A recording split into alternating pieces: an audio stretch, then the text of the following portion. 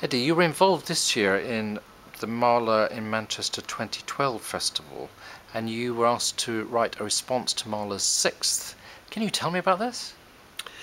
I can tell you something about it. I tell you it was quite a challenge. That's the first thing. It's the first time I've ever been asked to write a work that's so specifically linked to an existing work. The Mahler in Manchester Festival was fantastic. It involved the BBC Philharmonic and the Halle performing all of Mahler's symphonies. And as part of that, the BBC and the Halle commissioned 10 different composers, actually, to write for the 10 symphonies of Mahler a first half piece.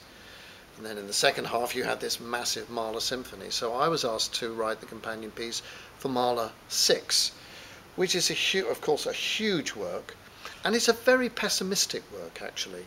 It's at the time when he was about to learn about his heart disease, the death of his eldest daughter, and the fact that he was going to get the sack from the Vienna State Opera, so it was not a good time for Mahler. So this work is sort of foreboding. You feel a sense of fate in it, and indeed it has a fate motive. So my attitude to that was to reflect on it, but in the end to create something slightly more optimistic. So mine doesn't end, for example, in such a bleak way as Mahler's symphony does.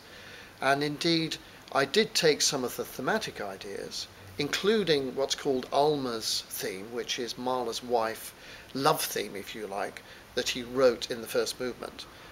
A soaring great melody that goes da da da deem da da da dum da da dum da dum da dum, and that's quite optimistic. It's the most optimistic part of the whole symphony. So I centered on that, and I played around with that love song in a different way. I don't need to go into technicalities, so that it took it from its original sound into a different kind of world.